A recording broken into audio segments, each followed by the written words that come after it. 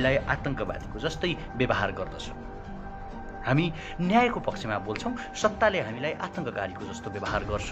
आज माइतीघर मण्डला निषेध जस्तै बनाइएको छ, अथवा माइतीघर मण्डलामा तपाईँ हामीलाई निषेध जस्तो गरिएको छ, हामीलाई चाहँदैनौँ। तपाईँ कहाँ हुनुहुन्छ, कस्तो अवस्थामा हुनुहुन्छ, हामी सबैजना जहाँ छौँ, जस्तो अवस्थामा छौँ, हामी राष्ट्रका लागि बोलौँ, देशका लागि बोलौँ।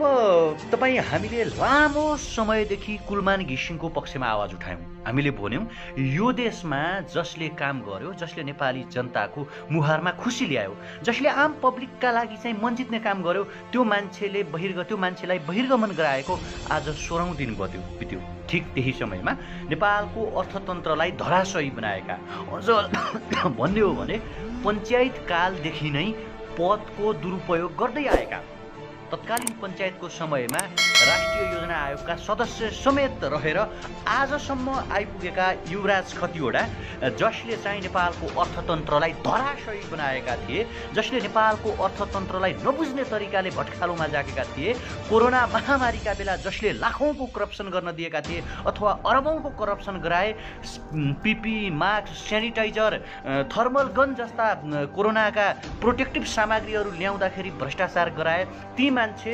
अर्थमन्त्रीबाट फुस्किएको 1 हप्ता नबित्दै बालुवाटारका महाराजाले, जसले आज बालुवाटारलाई नयाँ नारायणी बनाउन खोजिरहेका छन्, जसलाई श्री 5 बडा महाराज धिराज खड्गओली भनेर हामी चिन्छौँ, तिनले आफ्ना युवराजलाई अमेरिकी सेनाको बुटहरूका निम्ति रातो कार्पेट बिछ्याउनका लागि नेपालको प्राकृतिक स्रोत साधनलाई चाहिँ अमेरिकाको पाउमा चाहिँ हस्तान्तरण गर्नका लागि अथवा अमेरिकालाई चाहिँ सुम्पिनका लागि आज आफ्नो नजिकको युवराजका रूपमा चिनिने कतिवटा नाममा पनि यस्ता युवराज हुँदैन थिए, त्यस्ता मान्छेलाई आज खड्ग महाराजले चाहिँ अमेरिकाको राजदूत बनाएर नियुक्ति गरे।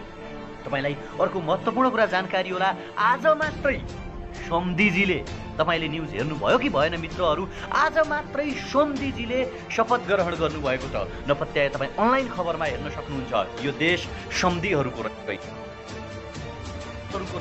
यो देश महासचिवहरूको रहेछ, यो देश गड सनहरूको रहेछ। हामी यो देशमा आवाज उठाउँदाखेरि हामीलाई लाठीले प्रयोग गरिन्छ, हामीले आवाज उठाउँदाखेरि हामीलाई बुट प्रयोग गरिन्छ, हामीले आवाज उठाउँदाखेरि हामीमाथि चाहिँ बल प्रयोग गरिन्छ भने के हामी न्यायको पक्षमा बोल्न सक्छौँ? के हामी अन्यायको विरुद्धमा आवाज उठाउन सक्दैनौँ? आज युवराजहरू चाहिँ यो देशमा चाहिँ यो देशको हामी सबैजनाले तिरेको करबाट तलब भत्ता असुरेर आफूलाई संसारको उत्कृष्ट मान्छे अनि मान्छे नगर्ने प्रवृत्तिका विरुद्धमा के हामी सबैजना आवाज उठाउन सक्छौँ? आज गोविन्द केसी आज अनसन बसेको कति दिन भयो? सरकारले आज मात्रै, तपाईँले सुन्नुभयो होला, प्रदीप गेवालीले आज मात्रै के भन्नुभयो? गोविन्द केसीलाई अनसन तोड्न आह्वान गर्नुभयो, अनसन तोडिदिनुहोस्, अहिले तपाईँको अनसन गर्ने टाइम छैन भन्नुभयो। अनि प्रधानमन्त्रीले भन्नुभयो, खड्ग महाराज श्री 5 बडा महाराज धिराज खड्ग ओलीले भनिबक्सियो कि यो समय कुलमान घिसिङका लागि हामी विचार गरौँला। जति बेला राष्ट्रिय सभामा हारेका वामदेव गौतमलाई चाहिँ तपाईँको राष्ट्रिय सभामा लैजाँदाखेरि नीतिले छेकेन, नियमले छेकेन। अस्ति मात्रै युवराज खतिवडाले के प्रधानमन्त्रीको आर्थिक सल्लाहकारबाट राजीनामा दिएको हामी कसैले सुन्यौँ? युवराज खतिवडालाई मन्त्रीबाट आउट हुने बित्तिकै, मन्त्रीबाट बाहिर जाने बित्तिकै प्रधानमन्त्रीले आफ्नो आर्थिक सल्लाहकारमा नियुक्ति गर्नुभयो। तर आज मात्र युवराज खतिवडालाई अमेरिकी दूतावास अथवा अमेरिकी राजदूतमा नियुक्ति गरिएको छ। हामीले यो कुरा सहेर बस्ने? हामीले हरचोटि भन्यौँ कम्तीमा जनताको आवाज सुनिदिनुहोस्।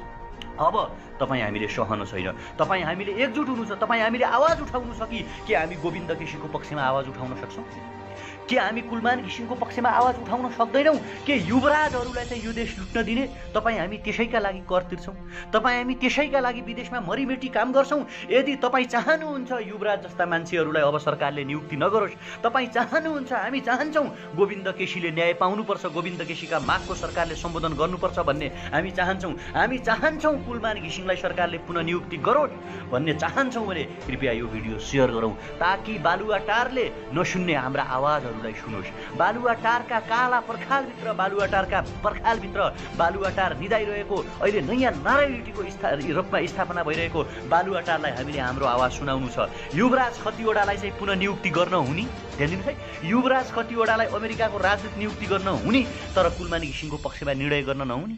तपाईँ हामी कुलमान घिसिङको पक्षमा छौँ भने कृपया एकचोटि यो भिडियो सेयर गरिदिनुहोस्। तपाईँ हामी गोविन्द केसीको पक्षमा छौँ भने यो भिडियो सेयर गरिदिनुहोस्। आखिर किन गर्यो त? अब त्यतातिर जाउँ। अर्थमन्त्री जो युवराज कतिवटा अर्थमन्त्री थिए त्यो बेला 10 अर्ब रुपियाँ करप्सन भयो। त्यो बेला गोकुल बास्कोटाको सम्पत्तिमाथि छानबिन भएर विदेशमा बस्ने जति पनि युवाहरू छन् तिनीहरूबाट चर्को मूल्यमा चाहिँ कोरोनाको क्वारेन्टाइनमा राख्ने नाममा चाहिँ 18-20 हजार चर्को भाडा दर असुल्ने निर्णय गरियो र रोजगारीका कुनै पनि अपर्च्युनिटीहरू सिर्जना भएन। जिडिपी घटेर गयो है, जिडिपी बढेन, पर क्यापिटा इन्कम बढेन, अनि ग्रस डोमेस्टिक जुन प्रोडक्सन छ त्यो पनि बढेर नेपालको अर्थव्यवस्थामा केही पनि सुधार भएन। आर्थिक वृद्धि दर 0 प्रायमा झरेको बेला त्यस्तो असफल अर्थमन्त्रीलाई राजदूत नियुक्ति गर्दाखेरि तपाईँ हामी बोलेनौँ भने, तपाईँ हामीले आज मात्रै थाहा पाएका छौँ उपेन्द्र कोइरालालाई चाहिँ अहिले चाहिँ सरकारले के गरेको छ भने आज शपथ खुवाएको छ सम्धि भएकै आधारमा गोकुल बास्कोटा, जसले चाहिँ अब फेरि मन्त्री बनाउने कुरा सुनिँदैछ। हामीले सुन्नमा आइरहेका छौँ। तपाईँहरूले ध्यान दिनुभएको छ कि छैन? आज मात्रै गोविन्द केसीहरू अनसन बसेको यत्रो दिन भयो, सरकारले मागको सम्बोधन गरेको छैन, सरकारले मागको सुनवाई गरेको छैन भने यो बेला तपाईँ हामी आवाज उठाउन सक्दैनौँ। अनि तिनै युवराज कतिवटा जो हर घडी एमसिसीको पक्षमा थिए, जो हर घडी एमसिसीको पक्षमा आवाज बुलन्द पार्थे अथवा एमसिसी सही छ भन्थे, जसले केपी ओलीको एसम्यानको रूपमा काम गरे, तिनलाई अमेरिकाको चाहिँ राजदूत बनाएर पठाइयो। अब उनी अमेरिका जान्छन्, अमेरिका गएर अमेरिकाका कूटनीतिक नियोगहरूसँग हजुर हामी तपाईँले भनेको मान्छौँ, तपाईँले जे भन्यो हामी त्यही मान्छौँ, तपाईँले भनेको एमसिसीमा हामी लाहाछाप ठोक्छौँ र यो देशलाई चाहिँ तपाईँको गुलामीतर्फ धकेल्छौँ भन्न जाँदैछन् आज अमेरिकातिर। तपाईँ हामीले सोचेका थियौँ खड्ग ओली ठुलो देखेका छौँ। खड्ग ओलीको राष्ट्रवादलाई एमसिसीले च्यापिसक्यो। खड्ग ओलीको राष्ट्रवादलाई चाइनाले चाहिँ हुम्लामा 11 नम्बर पिल्लर सीमा गायब गर्यो। खड्ग ओली चुक्क बोलेनन्। एउटा भनाइ छ नि, तपाईँको चाहिने रेल आयो चढ्न नमिल्ने, नक्सा आयो पढ्न नमिल्ने भने लिपुलेख लिम्पियादुरा र विश्वास नलाग्ला साथीहरू कतिपयलाई अप्ठ्यारो लाग्न सक्छ, कतिपयलाई नमिठो लाग्न सक्छ, कतिपय तपाईँ नेकपाको कार्यकर्ताहरू पनि यहाँ हेर्दै हुनुहुन्छ होला र तपाईँलाई नरमाइलो लाग्ला। तर रियालिटी यही हो कि खड्ग ओलीको राष्ट्रवाद नक्कली राष्ट्रवाद हो, फेकिज्म हो क्या, उहाँ फेक हो भन्ने कुरा तपाईँ हामी सबैजनाले बुझिसकेका छौँ, सबैजनाले जानिसकेका छौँ। जब पीयूष गोयलले ट्विट गरे हामीले रेल दियौँ भनेर नेपालको सरकारी संयन्त्रले कसैले पनि त्यसको खण्डन गरेन। ठिक त्यति बेला जति बेला लिपुलेख लिम्पियाधुरा र कालापानीमा भारतले आफ्ना सामरिक महत्त्वका भवन संरचनाहरू निर्माण गर्दै थियो, त्यति बेला हामीले चाहिँ यहाँ नेपालमा जुन चुच्चे नक्सा ल्याइएको थियो त्यो लागू नगर्नु, विद्यार्थीलाई पढ्न नदिनु भनेर चाहिँ प्रधानमन्त्रीले चाहिँ के गर्नुभयो भने भन्नुभयो सार्वजनिक रूपमा लिपुलेख लिम्पियाधुरा र कालापानीहरू उहाँले बेच्नुभयो भने यस्तो नक्कली राष्ट्रवादीको मान्छेको विरुद्धमा तपाईँ हामीले आवाज उठाउने कि नउठाउने? तपाईँ हामीले बोल्ने कि नबोल्ने? तपाईँ हामी लाग्ने कि नबोल्ने? तपाईँ हामी जाग्ने कि नजाग्ने? अब तपाईँ हामीले बुझ्न आवश्यक छ, तपाईँ हामीले भन्न आवश्यक छ। तपाईँ हामीले आवाज उठाएनौँ भने, तपाईँ हामी बोलेनौँ भने, तपाईँ हामीले नेसनका पक्षमा सशक्त आवाज बुलन्द पारेनौँ भने कोही पनि बोल्ने छैनौँ। पर्सि शनिबार दिउँसो 2 बजे माइतीघर मण्डलामा युवाहरू सशक्त कार्यक्रम गर्दै हुनुहुन्छ। तपाईँ कुलमान घिसिङको पक्षमा हुनुहुन्छ भने, तपाईँ गोविन्द केसीको पक्षमा हुनुहुन्छ भने र बलात्कारी र हत्या, बालिका बलात्कार र हत्या गर्ने जस्ता जघन्य अपराध गर्ने मान्छेहरूलाई चाहिँ अब देशमा मृत्युदण्डको कानुन ल्याउनुपर्छ भनेर युवाहरू सशक्त आन्दोलन गर्दैछन्। कृपया त्यो सार्वजनिक आह्वानका लागि सबै युवालाई उपस्थितिका लागि एकचोटि तपाईँ यो भिडियो सेयर गरिदिनुहोस्। हामी त्यो दिन कुलमान घिसिङको पुनः नियुक्तिको पक्षमा बोल्नेछौँ, त्यो दिन हामी गोविन्द केसीको अनसनको सपोर्ट गर्नेछौँ र उनका मागहरूको सरकारले सुनवाई गर्नुपर्छ भन्ने पक्षमा बोल्नेछौँ। त्यो दिन हामी बोल्नेछौँ निर्मला पन्तको न्यायका लागि, हामी बोल्नेछौँ सम्झना कामीको न्यायका लागि। तपाईँ हामी सबैजना बोलौँ। तपाईँ हामी जबसम्म साथमा साथ जोड्दैनौँ, काँधमा काँध जोड्दैनौँ, जबसम्म तपाईँ हामी पर्सि शनिबार 17 गते शनिबार दिउँसो 2 बजे माइतीघर मण्डलामा सयौँ युवाहरू सहित आउँदैछन्। कृपया यो जानकारीका लागि, यो इन्फर्मेसनका लागि, न्यायका लागि, सत्यका लागि, स्वतन्त्रताका लागि, सुशासनका लागि तपाईँ हामी सबैजनाले अब चाहिँ आवाज उठाउन आवश्यक छ। यत्रो तपाईँ 700-800 जना हेरिराख्नु भएको छ, तपाईँले एउटा मात्रै सेयर गरिदिनु भयो भने, तपाईँले एउटा सेयर गर्यो भने देशभरिका सयौँ युवाहरू समक्ष यो कुरा जान्छ। यिनीहरूले हामीलाई बारम्बार प्रहार गरे, तपाईँले देख्नुभएको छ, हाम्रा खुट्टा भाँच्ने प्रयत्न गरे, हाम्रा टाउकाहरू फुटाउन प्रयत्न गरे, तर पनि हामी थाकेका छैनौँ, तर पनि हामी हारेका छैनौँ। तपाईँ र मलाई हार्न छुट छैन मित्र। तपाईँ यत्रो मान्छे हेरिराख्नु भएको छ, के तपाईँलाई हार्न छुट छ? के मलाई हार्न छुट्छ? के हामीले केपी ओलीले जे गरे पनि यो सहनुपर्छ भन्ने मानसिकता राख्न छुट्छ? यो देशमा एमसिसी पास गराउनकै लागि चाहिँ असफल अर्थमन्त्रीहरूलाई राजदूत बनाउने नेकपाको साथीहरू तपाईँहरू कृपया हेर्दै हुनुहुन्छ भने नेकपाभित्र अरू कोही छैन। नेकपाभित्र अरू कुनै पनि त्यस्तो मान्छे छैन जो अर्थमन्त्री बन्न सकोस् अथवा जो चाहिँ राजदूत बन्न सकोस्। भोलि जनताको बिचमा हामी कुन मुख लिएर भोट माग्न जाने भनेर नेकपाको कार्यकर्ताले आज आफ्नो नेताहरूलाई कृपया प्रश्न गर्नुहोस् न। यत्रो 902 जना मान्छेहरू हेर्दै हुनुहुन्छ। तपाईँहरूलाई मेरो बिन्ती छ, तपाईँहरूलाई आग्रह छ, आज हामी गोविन्द केसीको पक्षमा आवाज उठाउन सकेनौँ भने, आज हामीले कुलमान घिसिङको पक्षमा आवाज उठाउन सकेनौँ भने, आज हामीले सम्झना कामी र निर्मला पन्त बहिनीको पक्षमा न्यायको पक्षमा आवाज उठाउन सकेनौँ भने भोलि तपाईँ र मेरो पक्षमा आवाज उठाउने कोही भेटिने छैन। किनकि सत्ताले तपाईँ हामी सबैलाई दमन गर्नेछ। युवराज कतिवटा जाँदै हुनुहुन्छ विदेश अमेरिकामा, जसले एमसिसीलाई नेपाल भित्राउँदै हुनुहुन्छ। अनि त्यो बेला तपाईँ हामी के गरौँला?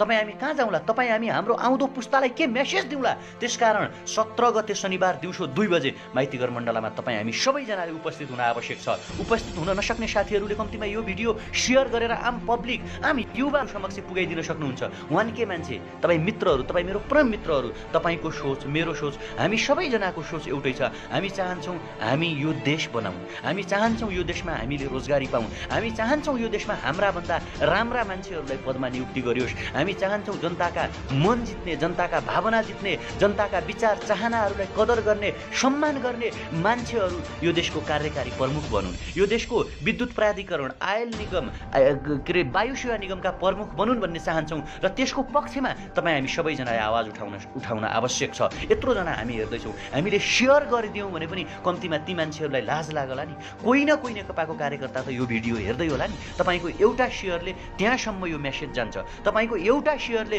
त्यहाँसम्म यो सन्देश जान्छ। हामी आज चुक्यौँ भने, हामी आज बोलेनौँ भने, जसरी हाम्रा पुर्खाहरू, हाम्रा हिजो हाम्रा मान्छेहरूलाई ढाँटियो, ठगियो, हामी कयौँ मान्छेहरू पीडामा बाँच्न बाध्य भयौँ, भोलि पनि हामी पीडामा बाँच्न बाध्य हुनेछौँ। भोलि पनि हामीमाथि अन्याय गरिनेछ, हामीमाथि असत्यहरूको जित हुनेछ। हामीले के भन्यौँ? सरकारलाई वामदेव गौतमलाई राष्ट्रिय सभामा नियुक्त नगर्नुहोस् भन्यौँ। अनि गभर्मेन्टले, नेकपाले के गर्यो भने वामदेव गौतमलाई राष्ट्रिय सभामा नियुक्ति गर्यो। युवराज कतिवटा जो असफल अर्थमन्त्री रहे, तपाईँ हामी सबैजनालाई थाहा छ, तिनै मान्छेलाई आज एमसिसी पास गराउनका लागि अमेरिकाको राजदूतका रूपमा नियुक्ति गरियो। आज मात्र उपेन्द्र कोइराला सम्धिले शपथ खायो, तर तपाईँको मनमा बसेको मान्छे, मेरो मनमा बसेको मान्छे, यत्रो नेपाली जनताको मनमा बसेको मान्छे कुलमान घिसिङका लागि आज 16 दिन बित्दा पनि सरकारले निर्णय लिन सकेन भने, तपाईँ हामी बोलेनौँ भने, तपाईँ हामी मौन बसेनौँ भने हाम्रो जिन्दगीमाथि यिनीहरूले जहिले पनि राज गर्नेछन्, हाम्रो जिन्दगीमाथि यिनीहरूले जहिले पनि प्रहार गर्नेछन्, हाम्रो जिन्दगीमाथि जहिले पनि यिनीहरूले हस्तक्षेप गर्नेछन्। आउनुहोस् एउटा सुन्दर बिहानीको निर्माण गरौँ, एउटा सुन्दर संसारको निर्माण गरौँ। होइन, कतिपय साथी यहाँ भुकेर हुँदैन, काम गरेर देखाउनु पर्यो भन्दै हुनुहुन्छ। मेरो आग्रह के छ भने, म एकजना मात्रै बोलेर, म एकजना मात्रै लागेर डुलेर केही पनि हुँदैन। तपाईँले पनि बोल्न आवश्यक छ। तपाईँभित्र पनि क्षमता छ। तपाईँ यत्रो 1.3 1300 जना मान्छे हेर्दै हुनुहुन्छ नि, तपाईँभित्र प्रचुर सम्भावना छ, तपाईँसँग क्यापासिटी छ। मात्र तपाईँले आफ्नो मस्तिष्कलाई, मैले आफ्नो मस्तिष्कलाई, हामी सबैजनाले आफ्नो मस्तिष्कलाई युटिलाइजेसन गर्न आवश्यक छ, चलाउन आवश्यक छ। होइन, हामी सबैजना, मैले हरेकचोटि भन्दै आएको छु, तपाईँ म हामीले के त्याग गर्नुपर्छ, के सेक्रिफाई गर्नुपर्छ, के कुरा समर्पण गर्न पर्छ, म गर्न तयार छु। मैले हरेकचोटि भन्दै आएको छु, म भन्दा तपाईँ, हामी सबैभन्दा ठुलो हाम्रो देश हो। हामीले कसैको झन्डा उठाउनु छ भने नेपालको राष्ट्रिय झन्डा उठाउनु छ। हामी केही वादी हो भने नेपालवादी हो। नेपाल रहे पो तपाईँ रहनुहुन्छ, नेपाल रहे पो म रहन्छौँ, नेपाल रहे पो हामी रहन्छौँ। नेपालै रहेन भने, नेपालको इज्जत रहेन भने, नेपालको गौरव रहेन भने, नेपालको स्वाभिमान रहेन भने हामी रहन्छौँ हो। हामी हिँड्छौँ, बाटोमा हिँड्छौँ, हामी थाक्छौँ, बाटोमा हिँड्छौँ, हामी लड्छौँ, हामी रेस्ट गर्छौँ, तर हामीलाई रेस्ट गर्न छुट छैन। हामीले फेरि उठ्नुपर्छ र आफ्नो गन्तव्य तय गर्नुपर्छ, किनकि यो हामीले चुनेको बाटो हो। यत्रो 1.6 जना तपाईँ हेर्दै हुनुहुन्छ, हामी हेर्दैछौँ। एउटा नर्मल प्रश्न तपाईँलाई पनि छ, मलाई पनि छ। अमेरिका संसारको शक्तिशाली राष्ट्र हुनसक्छ, यहीँनिर भारत डेभलपमेन्ट हुँदैछ, विकसित हुँदैछ, चाइना विकसित हुँदैछ, कोरियन विकसित भयो, जापान विकसित भयो, बेलायत विकसित भयो, रसिया विकसित भयो भने हाम्रो देश मात्रै डेभलप किन हुन सक्दैन? हाम्रो देश मात्रै विकसित हुन किन सक्दैन? यस्तै युवराज खतिवडा प्रवृत्तिले, गोकुल बास्कोटा प्रवृत्तिले, के अरे तपाईँको चाहिँ विष्णु पौडेल प्रवृत्तिले, यति ओम्नी प्रवृत्तिले, प्रधानमन्त्रीको प्रवृत्तिले राम्रो मान्छेलाई टिक्न कहाँ दिन्छ? राम्रो मान्छेलाई कहाँ चाहिँ नियुक्ति गरेको छ? गोविन्द केसीले के भने भन्नुहोस् त? केही नराम्रो भने, केही पनि नराम्रो भनेको छैनन्। गोविन्द केसी तपाईँको स्वास्थ्यका लागि लड्नुभयो, मेरो स्वास्थ्यका लागि लड्नुभयो, हाम्रो स्वास्थ्यका लागि लड्नुभयो। एउटा नर्मल कुरा नहोला, इनकेस नहोस्, भगवान् राम्रो बनुन्, हामीलाई आशीर्वाद दिउन्, हामीलाई मुटु रोग नलागोस्, हामीलाई किडनीको समस्या नहोस्, हामीलाई अर्को परेजोको समस्या नहोस्। इनकेस प्रधानमन्त्रीको जसरी तपाईँ र म जस्तो सामान्य गरिब परिवारको मान्छेले के खाउँ के लाउँ केही पनि नभएको मान्छेका चाहिँ दुईटै किडनी फेर्नु पऱ्यो भने के नेपालको वीर हस्पिटलमा तपाईँ र हामीलाई पहुँच छ? त्यो सम्भव छ? टिचिङ हस्पिटलमा त्यो सम्भव छ? आज हामीले सयौँ मान्छेहरू रत्न पार्कको बाहिर नमस्कार हजुर मलाई बचाइदिनु पऱ्यो, मेरो मृगौलाको समस्या छ भनेको हामी देख्छौँ। हामी चाहेर पनि हेर्नुहोस्, हामी चाहेर पनि बाँच्न सक्दैनौँ। गोविन्द केसीले के भन्यो भने स्वास्थ्यको जिम्मा राज्यले ल्याओस्, सबै नागरिकको स्वास्थ्य एउटै हो, प्रधानमन्त्रीको स्वास्थ्य हुने, प्रचण्डको श्रीमतीको स्वास्थ्य हुने, अनि तपाईँको र मेरो स्वास्थ्य नहुने हुन्छ। तपाईँ र हामीलाई चाहिँ इनकेस मुटुको भल फेर्नु पऱ्यो भने हामी रोई मर्छौँ, सामाजिक सञ्जालमा चिच्च्याइ हजुर मेरो मुटुको भल बिग्रिएको छ, मेरो किडनी बिग्रिएको छ, मेरो फोक्सो बिग्रिएको छ, बचाइदिनु पर्यो, सहयोग गरिदिनु पर्यो। यो तरिकाले चाहिँ हामीले भन्ने दिन नआओस् भनेर गोविन्द केसी तपाईँ र हाम्रो पक्षमा लडिराख्नु भएको छ। आज मेडिकल माफियाहरू मार्सीको भात खाएर गोविन्द केसीलाई मार्न उद्यत भएका छन् भने के तपाईँ हामी यत्रो मान्छेहरू यो भिडियो हेरिरहेका छौँ, यत्रो 3 करोड नेपाली छौँ, हामी न्यायका पक्षमा आवाज उठाउन सक्दैनौँ होइन? तपाईँ चाहनुहुन्छ हाम्रो स्वास्थ्यका लागि बोल्ने, हामी चाहन्छौँ हाम्रो स्वास्थ्य, हाम्रो भविष्य, हाम्रो फ्युचरका लागि बोल्ने गोविन्द केसी बाँचुन्, उनी बाँच्नुपर्छ र स्वास्थ्य क्षेत्रमा सुधार ल्याउनुपर्छ भन्ने चाहनुहुन्छ भने कृपया यो भिडियो सेयर गर्नुहोस्। गर्न आवश्यक छ, लेख्न सकिन्न, बोल्न सकिन्न भने कम्तीमा सेयर गर्न त सकियो नि। प्रधानमन्त्रीले सुन्न आवश्यक छ। प्रधानमन्त्री साहेब तपाईँ आफ्नो शरीरमा 4-4वटा मृगौला लिएर हिँडिराख्नु भएको छ भने हाम्रा आमाका खसेका आङहरूको बारेमा हामीले कहिले बुझेका छौँ? पेट दुख्यो भन्यो भने सिटामोल खुवाउँछौँ हामी हाम्रा आमालाई। हाम्रा आमाहरू गाउँघरका हाम्रा आमाहरूलाई फाटेका पैतलाहरू हामी हेर्न सक्छौँ। कैयौँ विदेशमा अल्पत्र हाम्रा दाजुभाइहरूका चाहिँ ठेला परेका हातहरूलाई हामी हेर्न सक्दैनौँ। त्यो पीडा छैन हामीमा?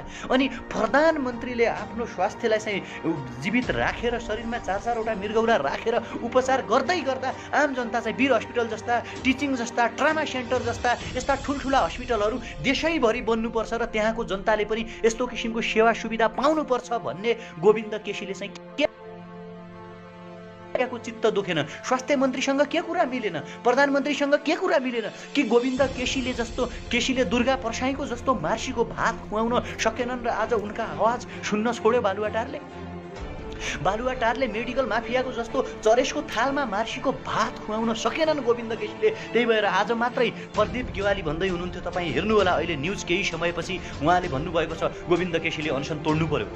के तपाईँ हामी एकजना बुढो मान्छे, एकजना व्यक्ति जसको केही छैन, जसको श्रीमती हुनुहुन्न, जसको छोराछोरी छैनन्, जसले कसैका लागि कमाउनु छैन, त्यो मान्छे जो हाम्रा लागि आफ्नो जीवन खियाएर अनसन बसिराख्नु भएको छ, के हामी उहाँको पक्षमा आवाज बुलन्द पार्न सक्दैनौँ? हामी कति निर्दयी! हामी हाम्रा पार्टीका लागि झन्डा बोकेर सडकमा दौडिन सक्छौँ, हामी हाम्रा पार्टीका लागि मोटरसाइकलमा तेल हालेर टाउका फुटाउन तयार हुन सक्छौँ, तर देशका लागि आवाज बुलन्द पार्ने, नेपाली जनताका लागि आवाज बुलन्द पार्ने गोविन्द केसीको पक्षमा तपाईँ हामी बोल्न सक्दैनौँ? यदि तपाईँ हामी सबैजना गोविन्द केसीको पक्षमा छौँ, नेपाली जनताको स्वास्थ्यको पक्षमा छौँ, नेपाली जनताको शिक्षाको पक्षमा छौँ भने शनिबार पर्सि 17 गते दिउँसो 2 बजे माइतीघर मण्डलामा युवाहरूले गर्ने गोविन्द केसीको पक्षको आन्दोलनमा एकीबद्धता जनाउनका लागि कृपया यो भिडियो सेयर गरिदिनुहोस्, ताकि हजारौँ युवाहरूले थाहा पाउन्, हजारौँ युवाहरूले आउन आवश्यक छ। मैले अघि पनि भने हाम्रा आमाहरूले एक सरो रातो लाउनका लागि 30 पर्खिनुपर्छ अथवा दसैँ पर्खिनुपर्छ।